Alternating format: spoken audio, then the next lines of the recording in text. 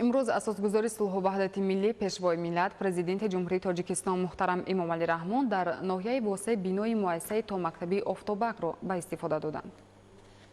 20 اکتبر اساسگزار صلح و وحدت ملی پیشوای ملت پرزیدنت جمهوری تاجیکستان محترم امامعلی رحمان در ناحیه واسع بینای مؤسسه تا مکتبی افتابک را به استفاده دادند. کودکستان در دهه جوریز دهات عبدالعوض و بنیاد گردیده برای 320 کودک پیش بینی شده است. انشاءات 4 آشیانه بوده، در آن 19 نفر به تربیت گیرندگان تعلیم می‌دهند. مؤسسه تا مکتبی از جانب جمعیت دارای مسئولیتش محدود کامل 2010 ساخته شده از 24 حجره مشغولیت گذرانی، آشخانه، تالارهای ورزشی و موسیقی، تالار برای برگزاری محفل‌های گوناگون، حجره طبی، انبار برای نگهداری محصولات خوراکواری و دیگر انشاءات یاری رسان عبارت می باشد. حجره‌های علاهیده خواب و استراحت کودکان با تجهیزات معاصر از قبیل رخت خواب و دیگر اشیاء فراغتی تامین می باشد. بنای مؤسسه تا مکتبی افتابک به استقبال جشن 35 سالگی استقلالیت دولتی جمهوری تاجیکستان در اساس دستگیری‌های پیوسته حکومت مملکت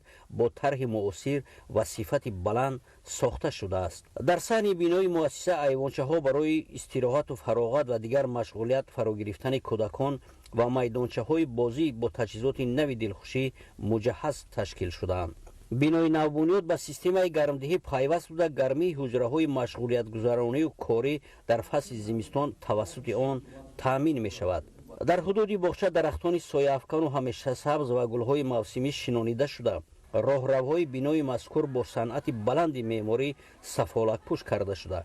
برای کودکان ارغونچک و دیگر نمود بازیچه‌ها نصب گردیده است. همچنین از جانب صاحبکاران 2 کیلومتر راه بین دهات منفرش کرده شده است. پرزیدنت مملکت محترم امامعلی رحمان ضمن شناسایی با شرایط مهیا گردیده در بنای نو مربیه‌ها را به تعلیم و تربیت درست کودکان هدایت نمودند. این مؤسسه در قلمرو ولایت ختلان کلانترین مؤسسه به حساب می رود که در آن کورس های زبان انگلیسی، روسی و دیگر فنها براه مانده شده است.